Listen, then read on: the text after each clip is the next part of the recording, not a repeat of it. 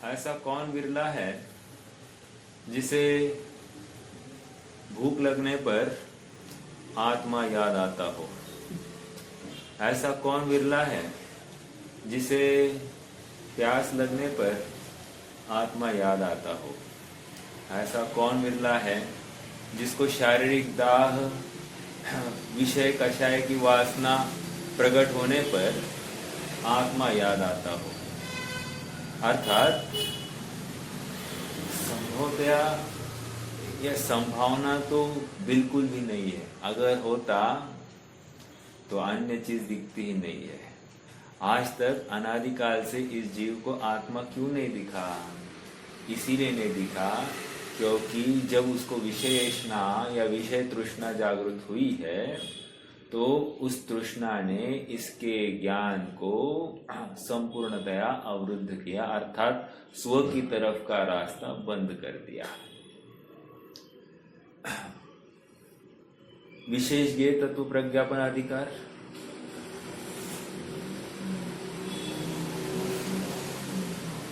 अधिकार इस प्रवचन सारजी ग्रंथ के माध्यम से उसका हम दैनिक अभ्यास चल रहा है और इस दैनिक अभ्यास के माध्यम से हमको ये सत्यार्थ खबर हो रही है कि अगर हमें अपनी आत्मा को जानना है तो विश्व व्यवस्था कैसी है, वस्तु स्वरूप कैसा है, ये मात्र सुनना समझने से काम नहीं होगा। इसके आगे जाकर कुछ और करना होगा। ये भी भाषा है, लेकिन कुछ ऐसा निर्णय करना होगा कि दूध का दूध और पानी का पानी हो जाए। अर्थात जहां अनादिकाल की मेरी धारणा थी, परद्रव्य में अपनत्व की कल्पना थी, वो कल्पना एक झटके में टूट जाए। और ऐसा सामर्थ्य तभी होता है जब वस्तु स्वरूप को अच्छे से ग्रहण कर लिया हो। विषय बहुत ही सरल है और कोई कहे साहब इतना सरल विषय इतने बड़े ग्रंथ में कैसे? यही तो हम कह रहे हैं कि इतना सरल विषय इतने बड़े ग्रंथ में होते हुए भी इसको अनेकों आचार्यों ने इसको साक्षात भगवान की दिव्य ध्वनि का सार बताया है। इतना ही नहीं, आजकल जितनी भी यूनिवर्सिटीज विश्व में है, मतलब जिसको अभी वर्तमान विश्व अपन जिसको कह रहे हैं, उसमें जहां जहां यूनिवर्सिटीज है और जहां पर दर्शनों की पढ़ाई होती है, उन सभी विश्वविद्यालयों में प्रवचन सार ग्रंथ शिक्षा के लिए है, अर्थात पाठ्यक्रम में है। इसके ऊपर से आप अनुमान लगा सकते हैं कि इस ग्रंथ की महत्ता वर्तमान आध्यात्मिक या दार्शनिकों के ज्ञान में कितनी है। जब अन्य मतियों के लिए, विश्व भर के लोगों के लिए इतनी महत्ता इस प्रवचन सार ग्रंथ के लिए है, और इसमें अगर ये बात आ गई है कि वस्तु स्वरूप कैसा है, द्रव्य स्वरूप कैसा है, तो इसमें हमको शिक्षा के लिए क्या है? देखो आज ही एक मतलब श्रेयांश की मम्मी बता रहे थे कि किसी का बर्थडे था, मतलब कोई वक्ता है, मतलब अच्छे खासे जैन वक्ता है और उनके अच्छे फॉलोअर्स, और उनकी धर्मपत्नी का सालगिरह थी, और सालगिरह होते हुए उन्होंने ऐसा लिखा, एक पोस्ट डाली कि वैसे तो सालगिरह की शुभकामनाएं होती नहीं है, आत्म वस्तु तो अनादि निधन है, आदि आदि आदि, और फिर कहकर उनको इस भव का साध्य करे ऐसी शुभकामनाएं। अब ये कहकर उन्होंने क्या किया है, मतलब येन केन प्रकार से आपने उसको धार्मिक मुलम्मा लगाकर आपने हैप्पी बर्थडे ही तो किया है, और क्या किया है? समझ में आ रहा है क्या? अर्थात ये स्वयं को ठगने की बातें है। हमको इसमें से शिक्षा क्या लेनी है? तो ये कथन हमने सुन लिया, देख लिया, हम क्या करेंगे? दूसरे ने गलत किया है तो हम दूसरे ने गलत किया इसका डिंडोरा पिटाए, या हम हमारे जीवन में हम क्या अनुसरण करेंगे इसका निर्णय करें। आप पकड़ रहे हैं क्या मेरी बात? मैं इतनी बात क्यों कर रहा हूं? यहां पर जिनवानी के माध्यम से, इस प्रवचन सार ग्रंथ के माध्यम से वस्तु स्वरूप समझाया जा रहा है। जीव अजीव के रूप में 6 द्रव्यों को विभाजित किया। सक्रियपना और निष्क्रियपने की अपेक्षा से उनका विभाजन हुआ। लोकाकाश और अलोकाकाश की अपेक्षा से उनका विभाजन हुआ। अब आगे चलकर मूर्तिक और अमूर्तिक के रूप में उनका विभाजन हो रहा है। क्या ये सब बातें हमको कुछ शिक्षा दे रही है क्या, या मात्र पढ़ने के लिए है? अरे पढ़कर इसका अपने जीवन में कैसे उतारना, इसका विचार तो करना चाहिए कि नहीं करना चाहिए? या ये पढ़ना मात्र ही ये बात थी? स्कूल में जाते हैं या हम कहीं भी जहां पर ज्ञान अर्जन के आयतन है वहां पर जाते हैं, तो हम वो वहां पर जाकर हम करते क्या है? सुनकर उसको आत्मसात कर कर अपने जीवन में उतारने की कोशिश करते हैं ना। तो फिर यहां पर हम क्यों विरक्त हो गए हैं, अर्थात तत्व निर्णय से हम क्यों परे हैं? ये प्रश्न हमको स्वयं को पूछना चाहिए। क्यों? क्योंकि काम हो नहीं रहा है। इतनी सरल बात होते हुए भी काम हो नहीं रहा है, अर्थात ये करना नहीं चाहता है। समझ में आ रहा है क्या? देखो, एक आज मैं किसी साधक से बात कर रहा था। उनको पूछा आप क्या करते हो? तो उन्होंने कहा कि मैं खाली खाने पीने के लिए ही आहार जल का त्याग कर देती हूँ, मतलब आहार जल लेती हूँ, उसके बाद में इमीडिएटली मैं नियम ले लेती हूँ कि भाई इतने समय के लिए मुझे खान पान का त्याग। तो वो किसके अपेक्षा?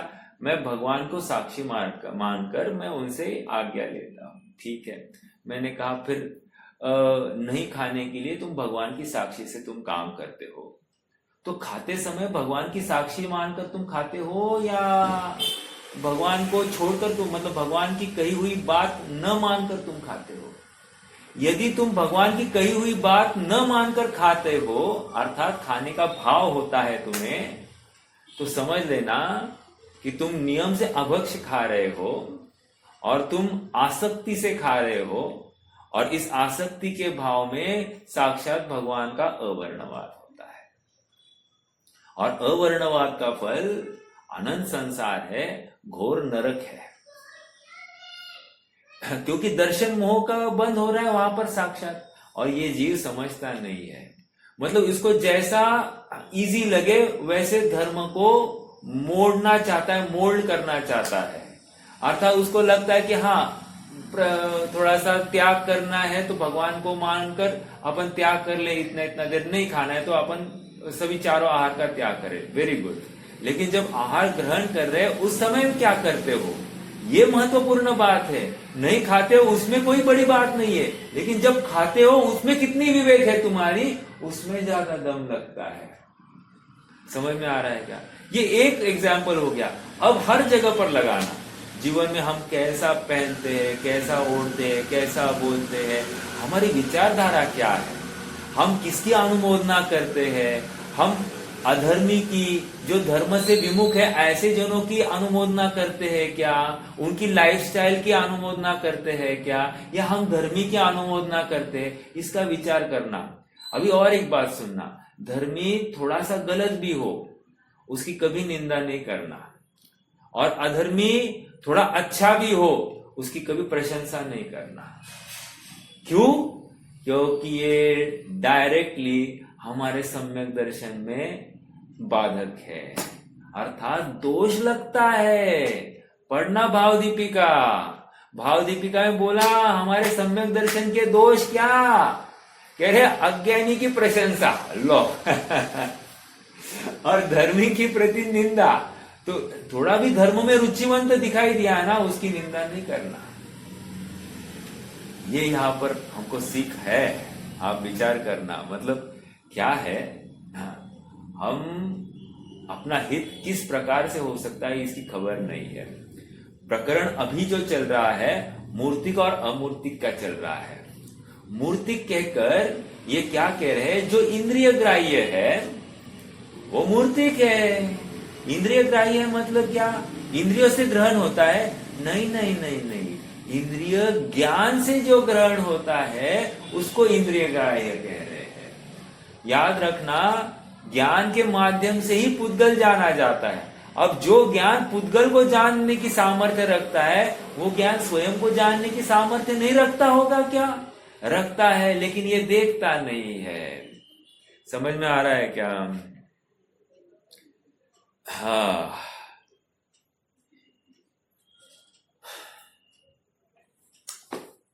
मैं मूर्त हूं, सॉरी मैं अमूर्त हूं, स्वयं को मूर्त मानता है। ये जीव स्वयं अमूर्त होते हुए स्वयं को मूर्त मान रहा है। अमूर्तिक आत्मा मूर्तिक शरीर को एक साथ रहने से मिथ्या तो नहीं होता है। देखो और एक बात, क्या कहा, अमूर्तिक आत्मा का और मूर्तिक शरीर एक साथ रहते हैं, इसकी वजह से संसार नहीं है, इसकी वजह से मिथ्या तो नहीं है। उस मूर्तिक शरीर को, मूर्तिक शरीर ही मैं हूं अर्थात उसमें अपनी ही कल्पना करना, ये मिथ्यात्व है और ये संसार है। क्यों? नियम से उस समय में ये आत्मा से च्युत हो गया है। इंद्रिय के भोग मधुर विषसम, ये इंद्रिय के भोग इतने मधुर है, लेकिन विष को धारण करने की बात है। अर्थात जिस प्रकार विष दुखरूप है वैसे ये इंद्रिय के भोग है। चलिए आज हमको थोड़ा सा और पढ़ना है। गाथा 131 और 130, राइट? देखो गाथा का पाठ करते हैं। लिंगे हिम जे हिम दौवम जीवम जीवम च हवदि विन्नादम ते तत् भाव विशिष्टा मुत्ता मुत्ता गुणाणेया मुत्ता इंद्रिय गेज्जा पोगल दौवपगा अनेक विधा दौवाणं मुत्ताणं गुणा अमुत्ता मुणे दौवा जिन चिन्हों से द्रव ज्ञात हो रे जीव और अजीव में, वे मूर्त और अमूर्त गुण है अतद्भावी द्रव्य से। इंद्रियों से ग्राह्य बहुविधि मूर्त गुण पुद्गलमयी, अमूर्त है जो द्रव्य उनके गुण अमूर्तिक जानना। कितना सरल कह रहे, जो जिसमें अमूर्तता पाई जाती है वो द्रव्य अमूर्तिक है और जिसमें मूर्तता पाई जाती है वो द्रव्य मूर्तिक है। अब लगाना मैं क्या हूं। अभी जैसे आपने वो किसी ने पूछा, हाँ भाई आप कैसे हो अभी? नहीं अब ठीक है, पहले बहुत तकलीफ हो गई। ये तो ठीक है, एक व्यवहार का उत्तर हो गया। मान्यता में क्या है तुम्हारे? मान्यता में तुमको ठीक लग रहा है या मान्यता में तुम ठीक थे अभी भी ठीक हो? समझ में आया? रविंद्र पंडित जी को अगर कोई मिलने जाता था, बड़े पंडित जी कहते हैं उनको कोई मिलने जाता था और उनके स्वास्थ्य की हालचाल पूछता था, तो वो पूछने वाले को कहते थे, क्यों पड़ोसी का ज्ञान कराते हो? क्या कहते थे? क्यों पड़ोसी का ज्ञान कराते हो? अगर स्वास्थ्य ही पूछना है तो अपनी वस्तु में अस्वस्थता थी कब? अपनी वस्तु में अस्वस्थता थी नहीं कि आप उसका स्वास्थ्य पूछो, और जो है ही नहीं ठीक उसकी क्या ठीक करने की मतलब उसकी क्या हालचाल पूछते हो। हाँ, लेकिन ये भाषा किसको शोभा देती है? जो उस मार्ग में साक्षात प्रवृत्ति कर गया है, तो उसकी मुख में ये भाषा भी ठीक लगती है। लेकिन कोई बोलने के लिए बोल दे, हाँ सब शरीर का अपना अपना काम चल रहा है, और ऐसा कहकर फिर शरीर में इतना दर्द हो गया, ऐसा हो गया, वैसा हो गया, चालू कर देता है। मतलब क्या? इसका मतलब उसकी शरीर बुद्धि बिल्कुल पड़ी है। ये मैं इतनी बात क्यों समझा रहा हूं? अरे ये मूर्ति की चर्चा कर रहे हो तुम। चल, मेरा और एक प्रश्न, हम किसी को मिलने जाते हैं तो हम आपस में चर्चा क्या करते हैं? प्रश्न है आप सबसे, आपस में चर्चा क्या करते हैं? भाई बहुत गर्मी है, अभी बहुत गर्मी है, अब की बार बहुत गर्मी, अब की बार बहुत गर्मी। इसके ऊपर कुछ होती है, या अब की बार बहुत वर्षा, अब की बार बहुत वर्षा, अब की बार बहुत ठंड, अब की बार बहुत ठंड। इसके अलावा चर्चा होती है क्या? नहीं होती है। सबसे पहले यही चर्चा कर रहे हैं। मतलब पहले शरीर की हालचाल पूछते, दूसरा संयोगों की हालचाल पूछते हैं। हम आत्मा की चिंतन, आत्मा के बारे में तुम्हारा तत्व विचार की धारा कैसी है? क्या तुम और आगे बढ़े हो क्या? कुछ बाधक कारण है क्या? हमारा उसमें कुछ सहायता हो सकती है क्या, जिससे तुमको निर्विकल्पता, आकुलता घट जाए? ऐसा हम किसी को पूछने का यत्न करते हैं क्या? मिलना ये काम ठीक है, मैं विरोध नहीं करता हूं, लेकिन मिलने पर हम आत्मा की कहाँ चर्चा करते हैं? समझ में आया? या फिर हमने जो स्वाध्याय किया था उसमें कोई शंका हमको समझ में आई थी, उस शंका का निरसन कैसे होगा? या हम डे टू डे लाइफ में हमारा और जीवन आत्म सन्मुख कैसे हो, ये समझने के लिए हम कुछ ना कुछ प्रयास करें ना। आपस में अगर चर्चा करनी तो इसी स्तर की करना जो स्व तथा पर के लिए हितकारी हो। लेकिन होता नहीं है ये बात। एक हाथ 2 मिनट चर्चा हो जाती, उसके बाद में इमीडिएटली बाकी फिर विषयों की, भोगों की चर्चा, ये लान खाने को, ये लान पीने को, यही चर्चा चलती है। अर्थात आओ भगत में हमारा सारा उपयोग लगता है। नहीं दे तो हमको अपराध लगता है, लेकिन हम ज्ञान की चर्चा नहीं करें, इसमें हमको अपराध लगता नहीं। हम आत्मा की चर्चा नहीं करें, इसमें अपने अपराध लगता नहीं। क्यों? क्योंकि हमने अमूर्तिकत्व में ही अपने अमूर्तिक स्वभाव को मूर्तिक मान लिया है, और उसके बिना ये कार्य नहीं हो सकता है। अभी थोड़े दिन पहले मेरी किसी विद्वान से बात हो रही थी, तो वो कहते थे कि मुझे कोई अपना मिलने भी आए ना, भारी आकुलता होती है। क्यों? क्योंकि मुझे फॉर्मेलिटी निभाने में मुझे बहुत तकलीफ होती है। समझ में आ रहा है क्या? मतलब जो रुचिवंत जीव है ना, उसको मेल मिलाप में भी आकुलता। और मेल मिलाप मतलब क्या? एक व्यवहार का मेल मिलाप के लिए तो बिल्कुल रुचि नहीं है वहां पर, लेकिन तत्व चिंतन के लिए या अपनी शंका निराकरण के लिए भी मेल मिलाप टू सम एक्सटेंट वो स्वीकार होता है। लेकिन बाकी अन्य चीजों के लिए मेल मिलाप बिल्कुल भारी सा लगता है सुखार्थी जीव को। समझ में आ रहा है क्या? हाँ जी, देखो अपन पेज नंबर 185 पर थे। 185 पर स्वामी जी के अंश को पढ़ेंगे थोड़ा सा नीचे।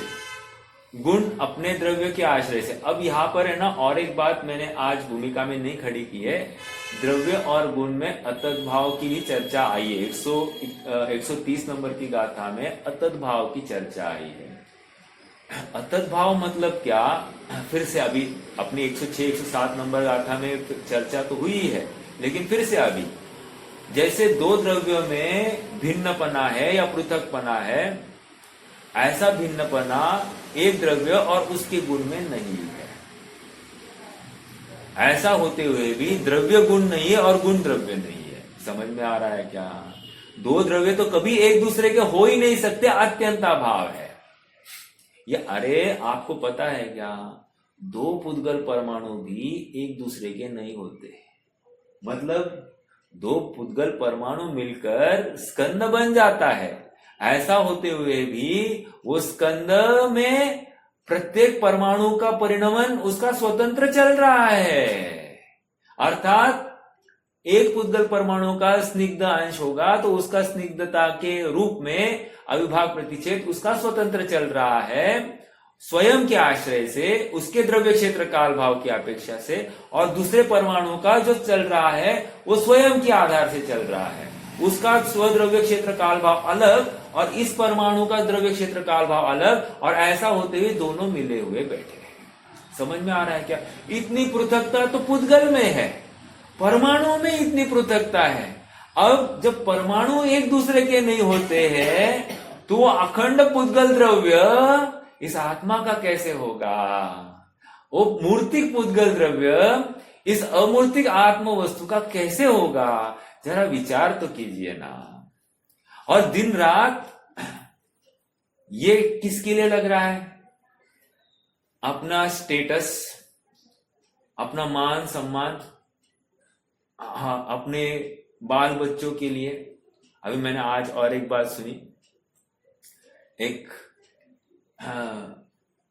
है जैन भाई, उनकी लड़की अमेरिका में है। अब वो मान लो 1-1.5 महीने के बाद में आने वाले हैं, और उनको आम की जो वो रोल होता है ना, वो रोल बहुत अच्छा लगता है। तो उन्होंने मई महीने में ही वे आम के रोल बना कर रखे हैं, और अब वो जुलाई अगस्त में आने वाली है उनकी लड़की, तो उसको तभी खिलाने वाले हैं। आप विचार करो, मतलब कितना पाप में प्रवृत्ति करते हैं। तो विषयों की ही तृष्णा मिटाने की कोशिश कर रहे हैं, और उनको उसमें बहुत कंफर्ट है कि हमने अपने आश्रित जनों का या अपने स्वजनों का, सो कॉल्ड स्वजनों का हमने बहुत देखभाल करी। समझ में आ रहा है? अब वो कितनी आवश्यक होगी, उसकी कितनी मर्यादा है, कुछ खबर नहीं है। मैं जीव हूं, इन विषयों से मैं किसी को मतलब इन विषयों, ये विषय मुझे सुखी करते हैं, या ये विषय की व्यवस्था मैं किसी और के लिए कर रहा हूं तो वो सुखी होगा। ये कहां से लाई? जब आत्मा में अपना स्वयं का सुख गुण है, उस विषय में सुख है ही नहीं, तो फिर वो मूर्तिक चीज अमूर्तिक वस्तु में क्या रंग ला सकती है? और आश्चर्य देखो, जब भी इसको ऐसा विषय मिलता है तो सुखी हुआ दिखाई देता है। समझ में आ रहा है क्या? लेकिन वो सुख टेम्पररी है, शाश्वत नहीं है, निराकुल नहीं है। समझ में आ रहा है क्या? अनाकुल लक्षण वाली सुख वहां पर नहीं है। अर्थात वो खाने पर हमारी तृष्णा हमेशा के लिए मिटती तो हम कदाचित मान लेते, लेकिन हुआ नहीं ना ऐसा। वो खाने पर और तृष्णा बढ़ी है, घटी नहीं है। ठीक है जी, इतनी बात क्यों चल रही है? अमूर्तिक वस्तु मूर्तिक वस्तु को अपना मान बैठी है, और यही सब खेल हो गया है। और जब तक वो अमूर्तिक वस्तु का भ्रम टूटता नहीं है, तब तक मूर्तिक वस्तु उसका पीछा छोड़ने वाली नहीं है। और सुनो ना, और भले ही उसको अपना मान रहा है, वस्तु भी उसको मिल रही है, निरंतर नवीन नवीन शरीर मिल रहा है, ऐसा होते हुए भी शरीर शरीर में है और आत्मा आत्मा में। इस न्याय से जब चाहो तब वो पुरुषार्थ कर सकता है, और जब चाहो वह अपना कल्याण कर सकता है।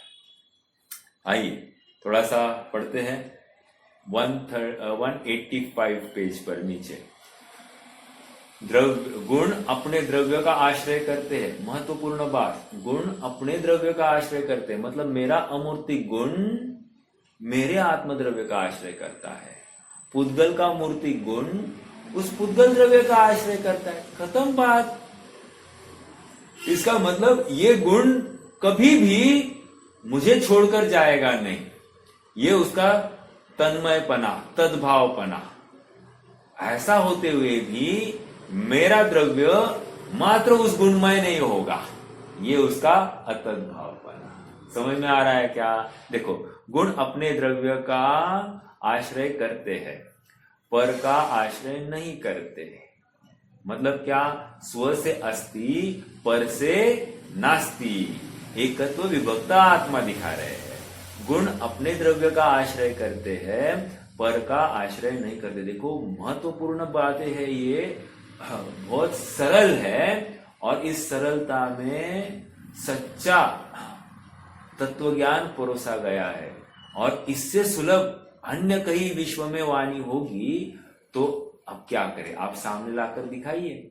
ओके, गुण अपने द्रव्य का आश्रय करता है। देखो सरल बातें हैं, अग्नि उष्णता अग्नि का आश्रय करती है कि नहीं? ऐसा कभी देखा है क्या कि उष्णता ने कोई अन्य वस्तु का आश्रय किया है? नहीं दिखाई देगा। मिठास किसका आश्रय करती है? मिठास उस शक्कर का ही आश्रय करती है। ऐसा हो सकता है क्या शक्कर ही नहीं है और मिठास है? ऐसा हो सकता है क्या? नहीं। तो वो उसके आश्रय से ही रहती है। अब दूसरा प्रश्न, मिठास अन्य किसी के आश्रय से रह सकती है क्या? बिल्कुल नहीं है। मान लो हमने शिकंजी बनाई, तो वो शिकंजी में जो मिठास है वो किसकी मिठास है? शक्कर की मिठास है या शिकंजी की मिठास है? शिकंजी मतलब शरबत। तो कह रहे हैं वो मिठास शक्कर की ही है, शिकंजी की नहीं है। हम भले ही कहते होंगे क्या शिकंजी मीठी है या शिकंजी खट्टी है, ऐसा हम कहते होंगे, लेकिन बराबर मानने के स्तर पर अगर खट्टी कम हुई है तो हम क्या करते हैं? शक्कर का डब्बा खोलते हैं और शक्कर उसमें ऐड करते हैं, राइट? और शक्कर यदि ज्यादा हो गई है तो ये मिठास शिकंजी की अधिक नहीं हुई है, शक्कर ज्यादा हुई है, ये हम मानते हैं। समझ में आ रहा है क्या? जब इतनी व्यवस्थित मति अपनी है कि हम शक्कर की मिठास शक्कर में ही है ऐसा सहज स्वीकार कर लेते हैं, तो फिर हमको क्या प्रॉब्लम है कि हम शरीर का मूर्तिकपना शरीर में और मेरा अमूर्तिकपना मेरे में, इसकी सहज श्रद्धा करें। समझ में आ रहा है क्या? यही जीव कर नहीं रहा है।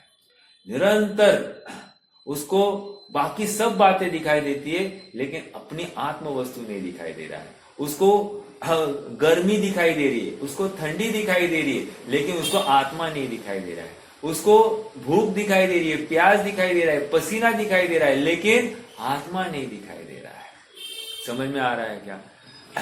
स्त्री दिखाई दे रही है, पुत्र दिखाई दे रहा है, घर दिखाई दे रहा है, बंगला गाड़ी सब दिखाई दे रहे, परिकर दिखाई दे रहा है, लेकिन आत्मा नहीं दिखाई दे रहा है। अरे इतना ही नहीं, भगवान दिखाई दे रहे लेकिन अपना आत्मा नहीं दिखाई दे रहा। जिनवाणी सुनाई दे रही है लेकिन अपना आत्मा नहीं दिखाई दे रहा है। ये क्यों हो रहा है? क्योंकि वो अपने को मूर्तिक मानता है, अर्थात इंद्रियों से ज्ञान होता मानता है, जबकि मूर्तिक इंद्रिया अमूर्तिक आत्मा का कुछ भी करने में समर्थ नहीं है। ये बात यहां से निकल रही है। एक द्रव्य का गुण उसी द्रव्य के आश्रय से रहता है, पर द्रव्य का आश्रय नहीं करते। अर्थात मेरा अमूर्तिक गुण मेरे आश्रित रहता है, धर्म अधर्म आकाश काल के आश्रय से नहीं, किसी अन्य जीव के आश्रय से नहीं, मेरा अमूर्तिकपना मेरे द्रव्य के आश्रित। समझ में आ रहा है क्या? और सुनो, मेरा अमूर्तिकपना अनादि से है और अनंत काल तक रहेगा और मेरे द्रव्य के आश्रित रहेगा। अब इतना विश्वास होने के बाद में मैं मूर्तिक, मैं काला, मैं गोरा, मैं मोटा, मैं दुबला, मैं बूढ़ा, मैं जवान, ये करेगा क्या? ऐसा करने वाला कौन? ऐसा करने वाला शरीरार्थी है, आत्मार्थी नहीं हो सकता है, शरीरार्थी है, उसको शरीर की ही पड़ी है। हाँ, और अक्सर ये तर्क देते हुए जीव पाए जाएंगे, मिलते हैं कि शरीर ठीक तो आत्म साधना ठीक, शरीर ठीक तो आत्म साधना ठीक। ऐसा नहीं है। आत्मा की साधना ठीक, अपने आप शरीर ठीक होता है, और नहीं भी ठीक हो तो उसमें अठीक दिखता नहीं है। समझ में आ रहा है क्या? मेरा एक प्रश्न है आप सबसे, ज्यादा खाने से स्वास्थ्य अच्छा रहता है या कम खाने से स्वास्थ्य अच्छा रहता है? एक जनरल क्वेश्चन है, एक शारीरिक क्वेश्चन, मतलब इसमें आध्यात्म नहीं लगाना। हाँ, कम खाने से बहुत अच्छा। और हमको क्या लगता है, अरे आज हमने एक रोटी कम खाई, आज हमने थोड़ा सा कम खाया, इसलिए अब स्वास्थ्य बिगड़ेगा। ये भूल जाता है कि भूखे रहने में स्वास्थ्य का सुधार होता है और खाने में स्वास्थ्य का बिगाड़ होता है। क्या कहे, मतलब शारीरिक स्वास्थ्य भी कैसे ठीक रहता है ये भी खबर हमको नहीं है। एक दिन भी नहीं खाया तो पूरा मामला ये हो जाता है। देख, जैसे उपवास के प्रकरण में, तप के प्रकरण में डॉक्टर साहब ने जो 10 धर्मों की किताब लिखी है, उसमें उन्होंने एक एग्जाम्पल साइट किया है। एग्जाम्पल ऐसा है, एक जगह पर एक व्यक्ति ने उपवास अंगीकार किया है और एक जगह पर एक व्यक्ति ने भोजन कर रहा है, दोनों टाइम भोजन किया है लेकिन दिन भर स्वाध्याय कर रहा है। और ये उपवास करने वाला आदमी मात्र सोया है। तो ज्यादा धर्मी कौन? जगत तो ज्यादा धर्मी उस उपवासी जीव को मानेंगे, 2 टाइम जिसने भोजन किया है उसको नहीं मानेंगे। ये विकृति है हम में। हमको धर्म की कल्पना भी क्रियाकांड में दिखाई देती है, अर्थात मूर्तिकत्व में ही हम उसको धर्म ढूंढने की कोशिश करते हैं, लेकिन भूल जाते हैं कि धर्म धर्मी के आश्रय से होता है, न धर्मो धार्मिक के बिना। समझ में आ रहा है? अर्थात आत्मा की रुचि वाला जीव आत्म सन्मुख होने का प्रयास जो कर रहा है वो धर्मी है, ना कि जो भूखा पड़ा है और विषयों में बैठा है। समझ में आ रहा है क्या? लेकिन जगत भोला है, जगत ऐसे मूर्तिक व्यवस्था को देखकर ही धर्मी और अधर्मी की चेष्टा कर लेता है। कल्पना बहुत गलत है। मतलब एक एक बात में हमको अपनी विचारधारा को सुधारना पड़ेगा।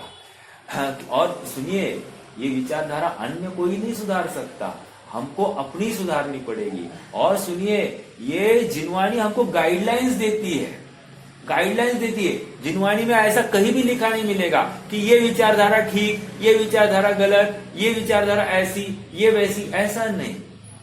एकमात्र बोला जाएगा, वितरागता के पोषक ही जिनवानी होती कहलाती है। तो वितरागता के पोषक अर्थात कोई भी वचन मुझे आत्मा की तरफ खींच के ले जाए, वो वितरागता का पोषण करने वाला था, अर्थात वो जिनवानी है।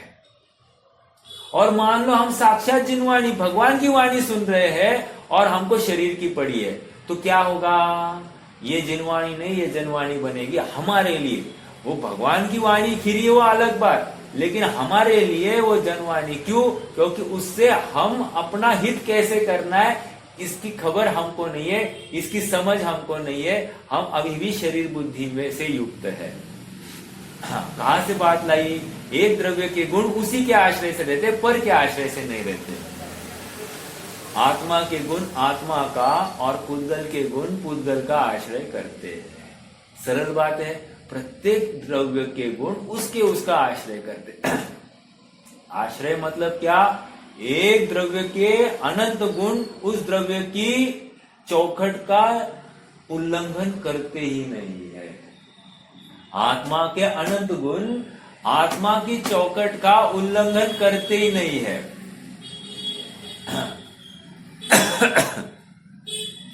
देखो आगे, पुद्गल के गुण आत्मा का आश्रय किए बिना रहते हैं और आत्मा के गुण पुद्गल का आश्रय किए बिना रहते हैं। जिनके द्रव्य कहा गया भाई? हाँ, पुद्गल के गुण आत्मा का आश्रय किए बिना रहते हैं और आत्मा के गुण पुद्गल का आश्रय किए बिना रहते हैं। जिनसे द्रव्य पहचाना जा सके ऐसे लिंग गुण है। गुण किसको कहते हैं? जिनसे द्रव्य की पहचान होती है उसको लिंग कहते हैं, अर्थात गुण कहते हैं। हाँ, मतलब वो चिन्ह है, उस चिन्ह से हमको वस्तु पकड़ में आ रही है। यहाँ पर मूर्तिक बोल दिया तो फटाफट बोल दी ना पर द्रव्य है, ये मैं नहीं, ये नक्की होना ही चाहिए। समझ में आ रहा है क्या? रुपया देखा, पैसा देखा, बोल देना ये मूर्ति है, ये मैं नहीं हूं। मैं नहीं हूं मतलब उसके साथ साथ क्या क्या स्वीकृति हुई, इसमें सुख नहीं। यद्यपि द्रव्य और गुण में प्रदेश भेद नहीं है, मतलब क्या, जितना द्रव्य है उतना ही गुण भी फैला हुआ है। द्रव्य असंख्यात प्रदेशी है तो गुण भी असंख्यात प्रदेशी है। ऐसा हो ही नहीं सकता कि गुण छोटा और द्रव्य बड़ा। समझ में आया? या गुण बड़ा और द्रव्य छोटा, ऐसा हो ही नहीं सकता। अर्थात सुख गुण कितना है, असंख्यात प्रदेशी। अज्ञान गुण कितना है, असंख्यात प्रदेशी। वीर्य गुण कितना है, असंख्यात प्रदेशी। अब और सुनिए, जिस प्रदेश पर ज्ञान गुण है ना, उसी प्रदेश पर सुख गुण है, उसी प्रदेश पर वीर्य गुण है, उसी प्रदेश पर अनंत गुण तिष्ठते हैं, और उन्हीं प्रदेशों में द्रव्य भी रहता है। हाँ, समझ में आया? प्रदेश भेद नहीं है, ये कहकर भी बहुत बड़ी बात कह रहे हैं। जहां जहां ये मान्यता चलती है कि ज्ञान अलग है, आत्मा अलग है, या मुक्त होने के बाद में ज्ञान ज्ञानादि गुणा उच्छेदा मोक्षा, अर्थात वह गुणों का उच्छेद होना ही मोक्ष है, ये सब बातों को विराम हो जाता है। क्यों? यहाँ पर कह रहे द्रव्य और गुण में प्रदेश भेद नहीं है। तो प्रदेश भेद किस काल में नहीं? अरे अनादि काल से और अनंत काल तक किसी भी काल में प्रदेश भेद नहीं पाया जाएगा। तथापि ऐसा होते हुए, तथापि कहकर क्या कह रहे हैं? अब इसका विरोधी कुछ कहना चाहते हैं। क्या? संज्ञा संख्या लक्षण भेद से भेद है। मतलब क्या? द्रव्य में और गुण में भेद है, पृथकपना है, भिन्नपना है, अन्यपना है। अन्यपना महत्वपूर्ण शब्द है। एक्चुअली क्या है देखो, पृथकपना, ये एक्चुअली दो द्रव्यों में पृथकपना होता है, और एक द्रव्य और उसके गुणों में अन्यपना होता है। अन्यपना कहकर वो ऐसे अलग अलग नहीं है जैसे ज्ञान और आत्मा और शरीर ऐसे अलग अलग नहीं है। समझ में आ रहा है क्या? लेकिन ये द्रव्य आत्मा अपने गुण से अन्य है, या ये गुण आत्मा से अन्य है। ठीक है? यद्यपि द्रव्य और गुण में प्रदेश भेद नहीं, तथापि संज्ञा संख्या लक्षण भेद से उनमें भेद है। एक का नाम द्रव्य, अभी देखो यहाँ पर द्रव्य और गुण में पृथकपना या अलग अन्यपना दिखा रहे हैं। एक का नाम द्रव्य है, दूसरे का नाम गुण है। ये क्या हो गया? संज्ञा अपेक्षा से वर्गीकरण। अब देखो, इससे संज्ञा भेद से, इससे संज्ञा भेद से भेद है, मतलब द्रव्य अलग होता है और नाम, इसका नाम गुण है, तो दोनों नाम की अपेक्षा अलग अलग दिखाई दिए। अब देखो, द्रव्य संख्या में एक है और गुण संख्या में अनेक होते हैं, ये दूसरा गुण, दूसरा पृथकपना। अब तीसरा, इससे संख्या भेद से भेद है। देखो, अभी द्रव्य सामान्य है और गुण विशेष। द्रव्य है सामान्य और गुण है विशेष। अन्वय के सामान्य सो द्रव्य, अन्वय के विशेष सो गुण। समझ में आ रहा है क्या? हाँ, गुण को विशेष क्यों कहा जा रहा है? जब द्रव्य को सामान्य कहते हैं तो गुण को हमेशा विशेष कहा जाएगा। जब गुण को सामान्य कहा जाएगा तो पर्याय को विशेष कहा जाएगा।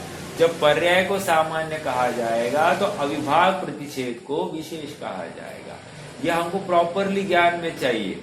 अब यहाँ पर जब द्रव्य सामान्य कह रहे तो गुण विशेष हो गया। द्रव्य आश्रय देने वाला है और गुण आश्रय लेने वाला है।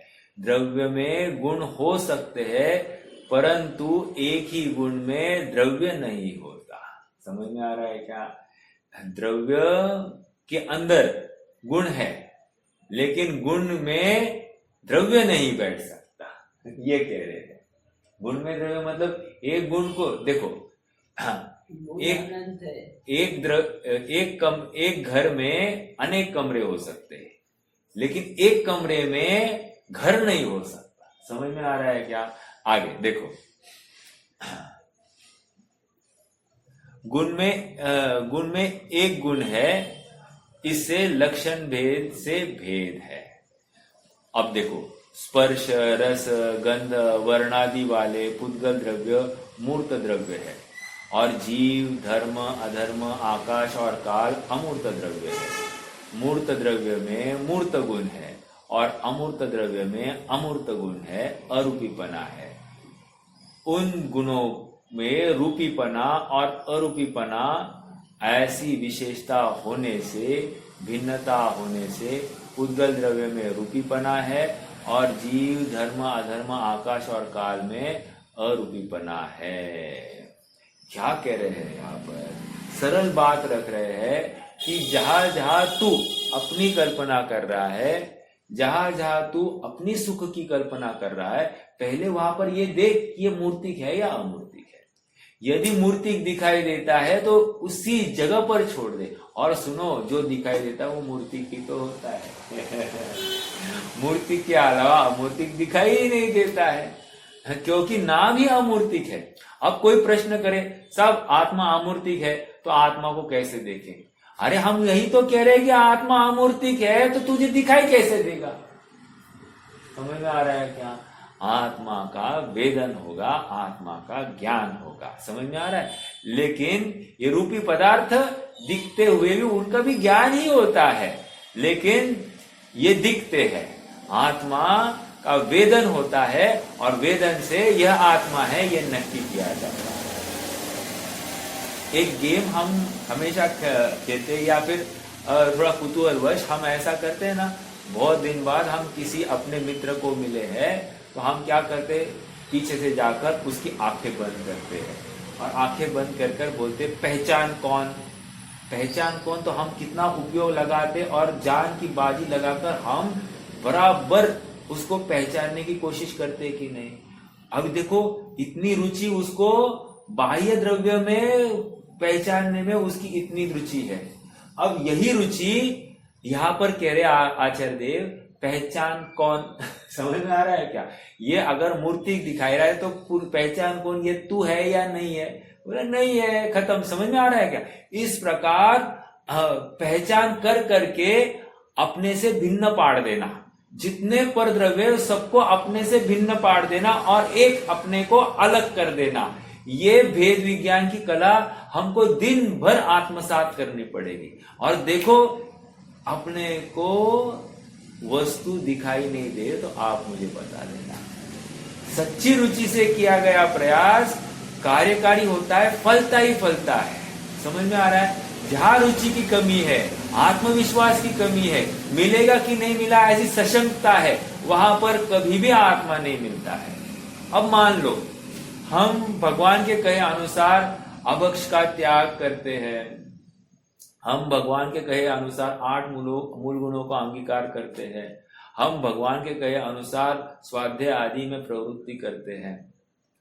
अब हमको आत्मा अनुभव क्यों नहीं हो रहा है? देव दर्शन कर रहे हैं, हम दान आदि की क्रिया करते हैं, मंदिर आदि का निर्माण कर रहे हैं, हमको या जो जरूरतमंद है उनको धर्म मार्ग में स्थिरता होने के लिए उनको मदद करते हैं, या कोई गरीब बच्चा है उसकी गुरुकुल में उसको गोद ले लेते हैं। तो ये जितनी भी बातें हैं ये सब कर रहे हैं ना हम। तो प्रश्न ये है कि ऐसा होते हुए भी हमको आत्मा क्यों नहीं मिल रहा है? तो इसका सरल जवाब इतना है कि ये अपने को मूर्तिक मानते हुए प्रवृत्ति करता है और ये स्वीकार करने के लिए तैयार नहीं। आत्मा, शरीर के बिना मैं चल नहीं पाऊंगा, शरीर के बिना मैं देख नहीं पाऊंगा, शरीर के बिना मैं सुन नहीं पाऊंगा, शरीर के बिना मैं बोल नहीं पाऊंगा।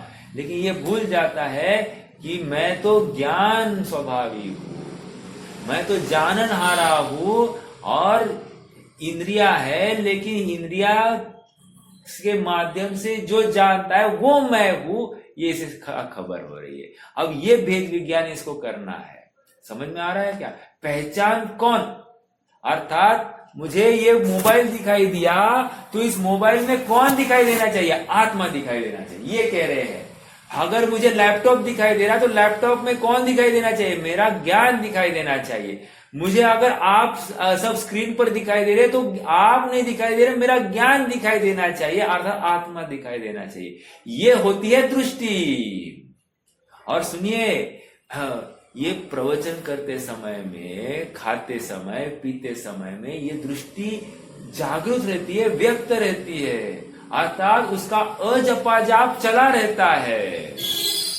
आज मेरी किसी से बात हो रही थी, मैंने कहा विकल्प ऐसा होता है, कोई विकल्प अगर अपने को सताने लग जाए तो विकल्प इस प्रकार से सताता है कि रात्रन दिवस उसका चिंतन मनन, अपन चाहे जो कार्य करते हो बराबर पीछे पीछे साथ साथ चलता है। मान लो मेरे पास 1 करोड़ रुपए है, तो वो 1 करोड़ रुपए का विनिमय मैं कैसे करूं? जब तक उनका विनिमय नहीं करता हूं तब तक वो निरंतर विचारधारा, विकल्प धारा अविरत रूप से चलती है, खाते पीते उठते बैठते हर समय में चलती है। अब ये क्यों चल रही है? क्योंकि मुझे रुचि है उस संबंधी, उसका विनिमय कैसे ठीक से किया जाए, वो विकल्प सता रहा है। उसी प्रकार जो सुखार्थी होता है, आत्मार्थी होता है, उसको खाते पीते उठते बैठते चलते बोलते हर समय में आत्मा ज्ञात होते रहता है। समझ में आ रहा है क्या? हाँ, देखो भाषा बहुत सरल है, लेकिन ये अभ्यास उतना ही कठिन है। हाँ, हमको क्या लग रहा है, अरे बहुत सरल भाषा है, बहुत इजी है, बहुत इजी बात है, बहुत इजी बात है। इजी बात है तो प्रैक्टिस करो, इजी बात है तो अभ्यास करो। ये अभ्यास ही रंग लाने वाला है, यही फल देने वाला है। कितने प्रवचन और कितने कठिन प्रवचन सुनेंगे, इससे काम नहीं होगा। और सुनिए, ये बात भगवान ने 100 इंद्र और गणधरों के हयाती में ये सब चर्चा की है कि आप एक द्रव्य दूसरे द्रव्य का कुछ करता नहीं। ये इतनी इजी बात ऐसे असंख्यात सम्यक दृष्टियों की हयाती में ये बात बताई है। अब आप बोलो वे सम्यक दृष्टि मूर्ख होंगे क्या? अरे ये बात तो मैं जानता हूं, इनके पास में काय को आया? समझ में आ रहा है क्या? वो गंधर्व का जीव कैसा खड़ा रहता है? अरे खड़ा रहता है 2 हाथ से, ऐसा हाथ जोड़ के, आंखों को बिना टकटकी लगाए भगवान की मुद्रा को देखता हुआ ऐसा खड़ा है और विचार करता है, कहा ये दिव्य ज्ञान और कहा मेरा ज्ञान। पर्याय में देख रहा है, स्वभाव में अपने उतनी सामर्थ्य देख रहा है। 4 ज्ञान का धारी है वो जीव। 4 ज्ञान कोई साधारण बात है क्या? 4 ज्ञान में असंख्यात लोगों का ज्ञान कर सकता है, इतनी ज्ञान है उसमें। क्या कहा? अवधि ज्ञान है ना। वो अवधि ज्ञान क्या है? सर्वावधि ज्ञान है। जो सर्वावधि ज्ञान है उसमें असंख्यात लोग की जानकारी हो सकती है, परमाणु की जानकारी कर सकता है, ऐसा तो अवधि ज्ञान है। ऐसा अवधि ज्ञान का धारी जीव क्या कह रहा है? हे भगवान, कहा आपका केवल ज्ञान और कहा मेरा ऐसा तुच्छ क्षयक्षम ज्ञान। समझ में आ रहा है क्या? अर्थात इतने ज्ञानी जीव भी यही बात सुन रहे हैं वहां पर, और हम क्या उनसे ज्ञानी हुए हैं कि हमको ये बात सुनने में हमको संकोच हो रहा है? आप पकड़ रहे क्या मेरी बात को? विचार करना, मतलब बात बहुत मार्मिक है, अपने हित की है। अनंत काल हो गया, इसी का निर्णय नहीं किया है, बाकी सब किया है, लेकिन एक आत्मा को नहीं समझा है। देखो आइए थोड़ा सा पढ़ते हैं आगे। आज ये इतनी गाथा, एक पेज बाकी ये पढ़ लेते हैं। द्रव्य संख्या में ये हो गया। अभी देखो ये 131 गाथा की बात चलेगी। स्पर्श रस गंध वर्ण वाले उद्गल द्रव्य मूर्त द्रव्य है, और जीव धर्म अधर्म आकाश काली अमूर्त द्रव्य। एक प्रश्न है आप सबसे रह जाएगा, वैसे अगली गाथा में भी हो सकता था, लेकिन अभी कर लेता हूं। हाँ, सोना है, सोना स्वर्ण है, स्वर्ण में स्वर्ण की गंध क्या है? कौन बताएगा? गंध? हाँ,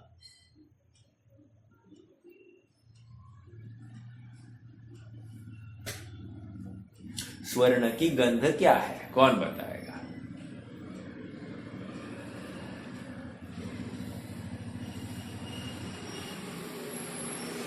चलो अगला प्रश्न, स्वर्ण में गंध है या नहीं ये तो मानते हैं कि नहीं, ये बोलिए पहले।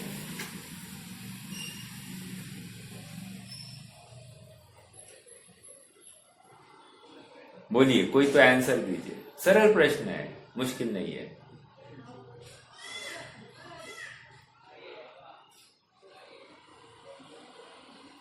नहीं, देखो मैं बताता हूं। हाँ बोलिए।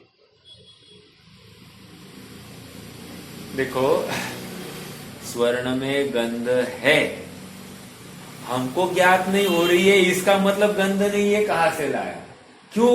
यहां पर स्पष्ट कह रहे हैं ना, जो पुद्गल होता है वो मूर्तिक होता है, जो मूर्तिक होता है उसमें स्पर्श रस गंध वर्ण वाला होता ही होता है। समझ में आया?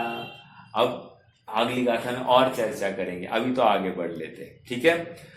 धर्म अधर्म आकाश काल अमूर्त द्रव्य है, मूर्त द्रव्य में मूर्त गुण है, अमूर्त द्रव्य में अमूर्त गुण है या अमूर्त अरूपीपना है।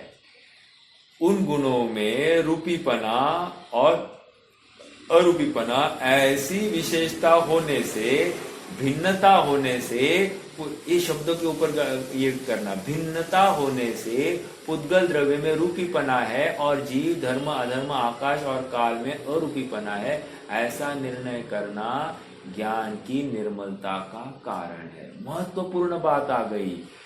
कौन से ज्ञान में ये ज्ञात होता है? मूर्तिकपना और अमूर्तिकपना, ये कौन से ज्ञान में ज्ञात होता है? पुद्गल का मूर्तिकपना और मेरा अमूर्तिकपना, ये कौन से ज्ञान में ज्ञात हुआ?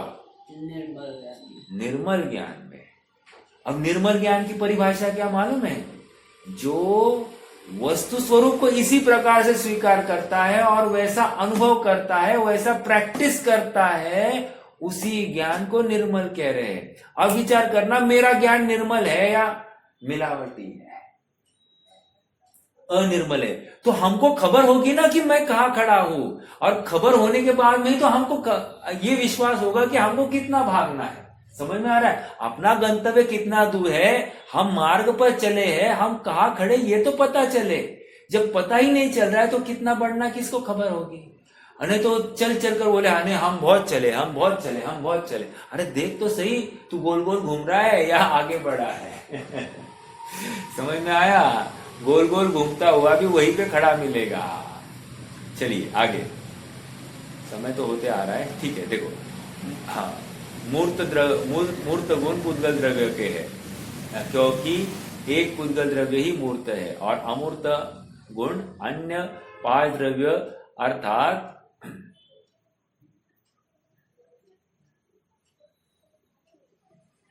अर्थात जीव धर्म अधर्म आकाश और काल के है, क्योंकि पुद्गल के अतिरिक्त अन्य 5 द्रव्य मूर्त है। इस प्रकार आत्मा में स्पर्श रस गंध वर्ण नहीं है, ऐसा ही अन्य 4 द्रव्यों में भी स्पर्शादि गुण नहीं है।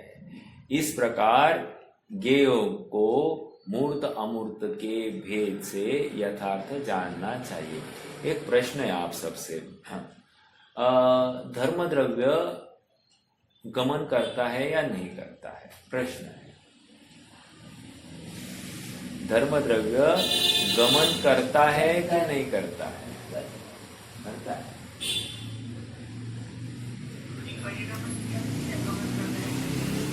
हाँ, नहीं, मैं क्षेत्रांतर की अपेक्षा पूछ रहा था। क्षेत्रांतर,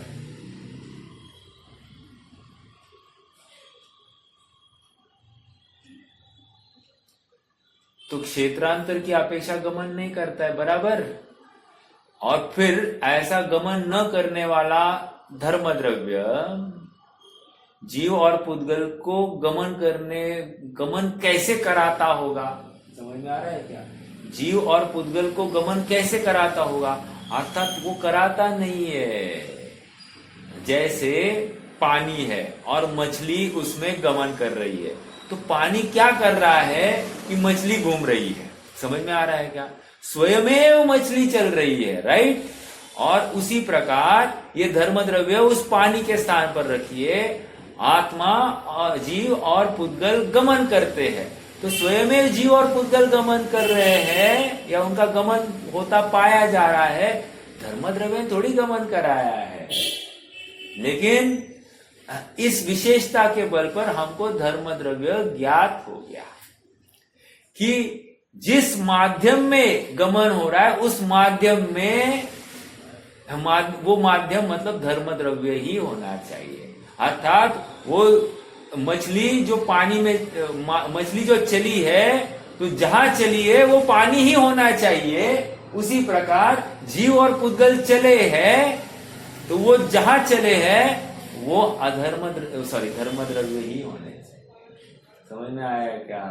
धर्म द्रव्य को पकड़ना बहुत एक आर्ट है वो भी। चलो हाँ, समय तो हो गया यद्यपि। चलो ये कंक्लूजन है ना, अपन कल पढ़ेंगे और फिर अगली गाथा का स्वाध्याय चालू करेंगे। एक अंतिम पैराग्राफ उतना कंक्लूजन में और कल के लिए अच्छा ही होगा, तो करेंगे चर्चा अपन।